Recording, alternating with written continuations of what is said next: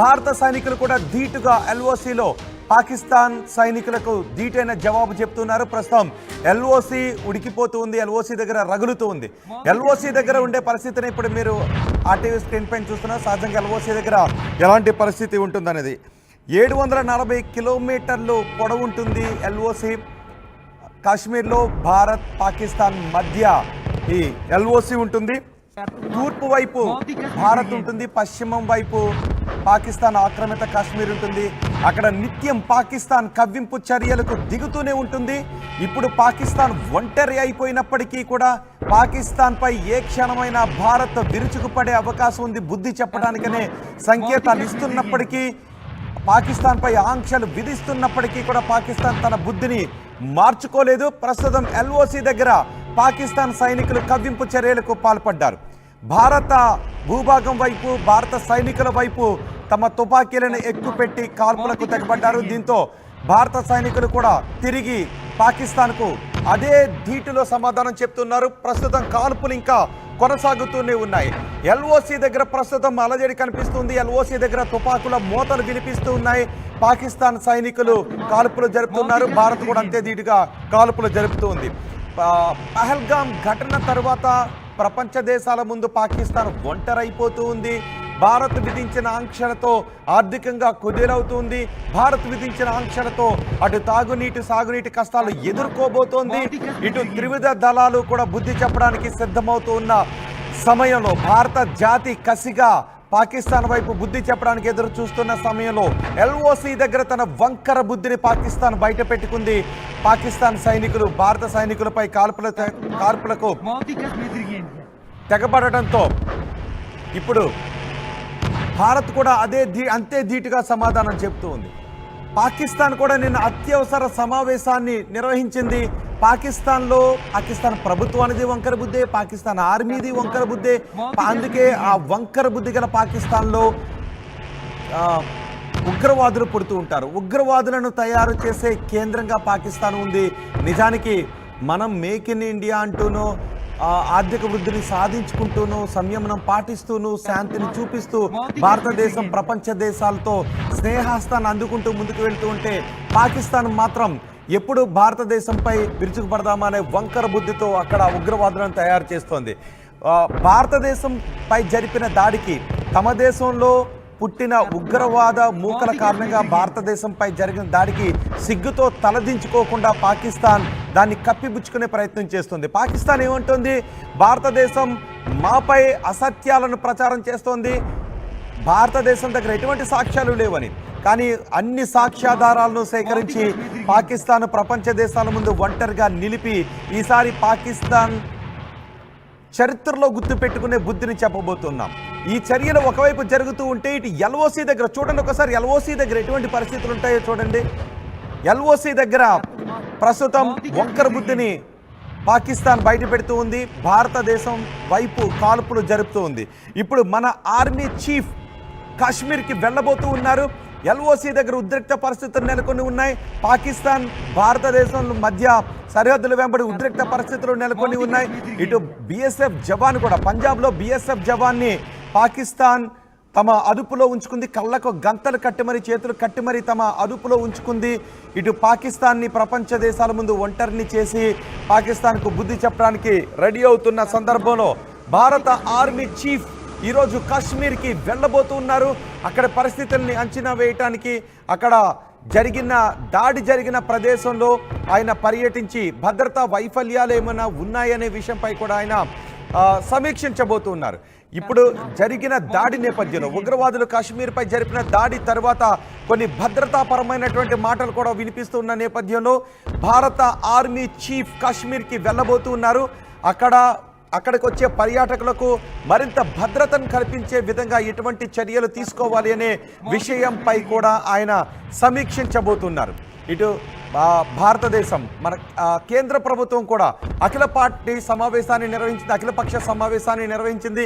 అఖిలపక్ష సమావేశంలో అన్ని పార్టీలు కూడా ముక్త కంఠంతో చెప్పాయి, పాకిస్తాన్కి ఉగ్రవాదులకు బుద్ధి చెప్పడానికి తీసుకునే ఎటువంటి చర్యకైనా మద్దతు ఉంటుందని. భారతదేశంలో ఇప్పుడు పార్టీలకు అతీతంగా, ప్రదేశాలకు అతీతంగా అన్ని భారతదేశం అంతా కూడా సమగ్రంగా పాకిస్తాన్కు బుద్ధి చెప్పాలి, ఉగ్రవాదులకు బుద్ధి చెప్పాలి అని ముక్త కంఠంతోనే నినదీస్తూ ఉన్నాయి. ఈరోజు రాహుల్ గాంధీ కూడా, ప్రతిపక్ష నాయకుడు రాహుల్ గాంధీ కూడా కాశ్మీర్కి వెళ్ళబోతూ ఉన్నారు. అక్కడ ఉన్న భద్రతా వైఫల్యాల గురించి కూడా మాట్లాడుతున్నారు. ఆర్మీ చీఫ్ కూడా ఈరోజు కాశ్మీర్కి వెళ్ళబోతూ ఉన్నారు. కాశ్మీర్పై దాడి ఘటనతో భారతదేశం రగిలిపోతూ ఉంది. మోదీ నిన్న ఆల్ పార్టీ మీటింగ్ను కూడా నిర్వహించారు. ఆల్ పార్టీ మీటింగ్లో అన్ని పార్టీల నాయకులు కూడా ఉగ్రవాదులకు బుద్ధి చెప్పడానికి మీరు ముందుకు వెళ్ళండి, ఎటువంటి చర్యలు తీసుకున్నా మేము సపోర్ట్ చేస్తామని చెబుతూ ఉన్నారు. ఇప్పటికే సరిహద్దుల దగ్గర మూసేశారు. సరిహద్దులను మూసేసిన పరిస్థితి కూడా మనకి కనిపిస్తూ ఉంది. మరోవైపు పాకిస్తాన్ చెరలో ఇప్పుడు బందీగా ఉన్న బీఎస్ఎఫ్ జవాన్ను విడిపించడానికి దౌత్యపరమైనటువంటి అంటే రెండు దేశాల మధ్య యుద్ధ వాతావరణం కనిపిస్తున్న నేపథ్యంలో అటువైపు ఉన్న దౌత్యాధికారులను, పాకిస్తాన్లో ఉన్న మన దౌత్యాధికారులను భారతదేశానికి తిరిగి వచ్చేయండి అని చెప్పాము. ఇక్కడ పాకిస్తాన్ దౌత్యాధికారులు, భారతదేశంలో ఉన్న పాకిస్తాన్ దౌత్యాధికారులను మీ దేశానికి పొండి అని చెప్పాము. సరిహద్దులను కూడా క్లోజ్ చేసాం. ఆ దృశ్యాలు కూడా మనం ఆర్టీవీ స్క్రీన్ పైన చూడొచ్చు. అక్కడ సరిహద్దు గేట్లను క్లోజ్ చేస్తున్న దృశ్యాలు మీరు ఆర్టీవీ స్క్రీన్ పైన చూస్తున్నారు. సరిహద్దులను మూసేసాం. పాకిస్తాన్ పౌరులు ఎవరైనా భారతదేశంలో ఉంటే వెళ్ళిపోండి అని చెప్పాం. భారతదేశంలో ఉన్న పాకిస్తాన్ అధికారులను మీ దేశానికి పొండి అని చెప్పాము. ఇప్పుడు భారతదేశంలో పాకిస్తాన్కి సంబంధించిన వాళ్ళు ఎవరున్నా కూడా వాళ్లను శత్రువులుగా చూసే పరిస్థితి ఉంటుంది. అధికారులు కానీ పౌరులు కానీ వాళ్ళు ఎవరున్నా కూడా శత్రువులే.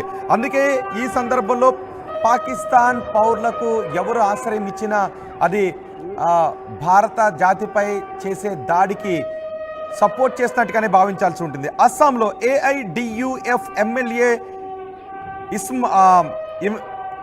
ఒకరు ఎమ్మెల్యే స్థాయిలో ఎమ్మెల్యేగా ఉండి పాకిస్తాన్కు సపోర్ట్ చేశాడు. ఆ వ్యక్తిని కూడా అరెస్ట్ చేశారు.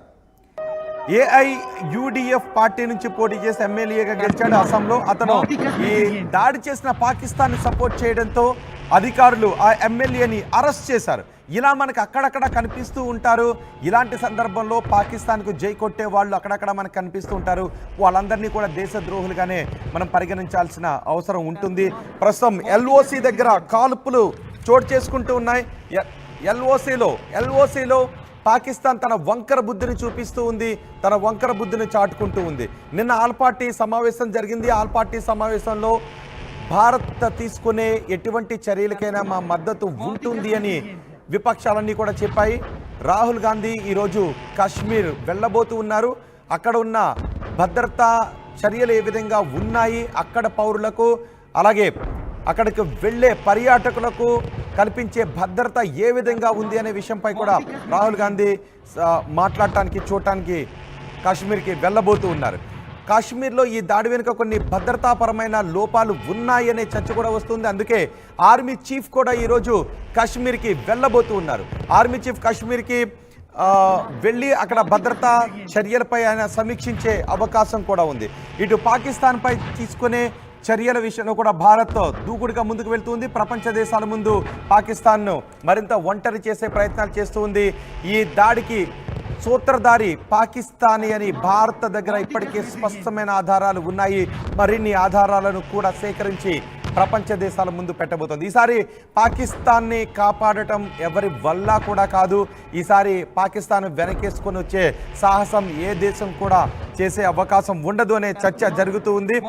ఒక పక్క మన జవాన్ని కూడా అదుపులోకి తీసుకున్నారు. ఇలాంటి సందర్భంలో పాకిస్తాన్ తోక ముడిచిపోవాల్సినటువంటి సందర్భం, సిగ్గుతో తలదించుకొని ఉండాల్సినటువంటి సందర్భంలో ఇది మా తప్పు కాదు అని చెప్పే ప్రయత్నం చేస్తోంది.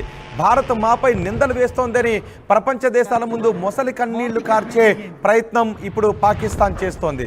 ఇటు ఎల్ఓసి వెంబడి కూడా కవ్వింపు చర్యలకు పాల్పడుతుంది. నిజానికి ఇలాంటి సందర్భంలో ఎల్ఓసిలో మరింత అప్రమత్తంగా ఉండాలి, మరింత శాంతియుతంగా ఉండాల్సినటువంటి అవసరం. కానీ ఎల్ఓసిలో పాకిస్తాన్ కవ్వింపు చర్యలకు పాల్పడుతూ ఉంది. అంతేకాదు అత్యవసర సమావేశాన్ని నిర్వహించి భారత్పై విషం కక్కే ప్రయత్నం చేస్తుంది. ప్రపంచ దేశాల ముందు భారత్పై అసత్యాలు ఏ విధంగా చెప్పాలి అనే విషయం గురించి వాళ్ళ ఈ అత్యవసర సమావేశాన్ని నిర్వహించుకున్నట్టుగానే మనకు కనిపిస్తోంది. దాడి మా పని కాదు అని చెప్తోంది. భారతదేశమే మా దేశంలో దాడులకు వ్యూహరచన చేస్తోంది అని అసత్యాలు చెప్పే ప్రయత్నం ఇప్పుడు పాకిస్తాన్ చేస్తోంది. కానీ భారతదేశం మాత్రం ఈసారి పాకిస్తాన్కి గట్టి బుద్ధి చెప్పబోతుంది. ఈసారి భారతదేశం పాకిస్తాన్కి చెప్పే ఆ గుణపాఠం పాకిస్తాన్ చరిత్రలో గుర్తుండిపోతుంది. బహుశా పాకిస్తాన్ రూపురేఖలను మార్చేసే అవకాశం కూడా ఉంటుంది. పాకిస్తాన్ భౌగోళిక స్వరూపం మారిపోయే అవకాశం ఉంటుంది అనే చర్చ ప్రపంచవ్యాప్తంగా జరుగుతూ ఉంది.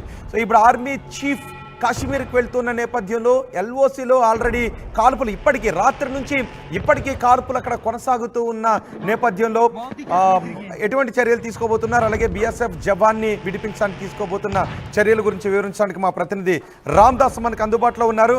రామ్దాస్, ప్రస్తుతం బోర్డర్లో ఎటువంటి పరిస్థితులు కనిపిస్తున్నాయి, ఎల్ఓసి వెంబడే ఎటువంటి పరిస్థితులు కనిపిస్తూ ఉన్నాయి? అలాగే నిన్న కూడా మనం చూసాం, ఒకవైపు ఉగ్రవాదులు నక్కి ఉన్నారు అనే సమాచారంతో భారత సైనికులు అక్కడికి వెళ్ళి ఉగ్రవాదులపై కాల్పులు జరిపారు. ఈ దాడిలో ఒక భారత సైనికుడు కూడా వీరమరణం పొందారు. ఇప్పుడు ఒక భారత సైనికుడు పాకిస్తాన్ దగ్గర బందీగా ఉన్నారు. ఉగ్రవాదులపై జరిపిన కాల్పుల్లో ఉగ్రవాదులు తిరిగి జరిపిన కాల్పుల్లో ఒక భారత సైనికుడు వీరమరణం పొందిన పరిస్థితి కూడా కనిపిస్తోంది. అలాగే కాశ్మీర్లో సాగించిన మారణకాండకు పాకిస్తాన్కు బుద్ధి చెప్పడానికి భారత్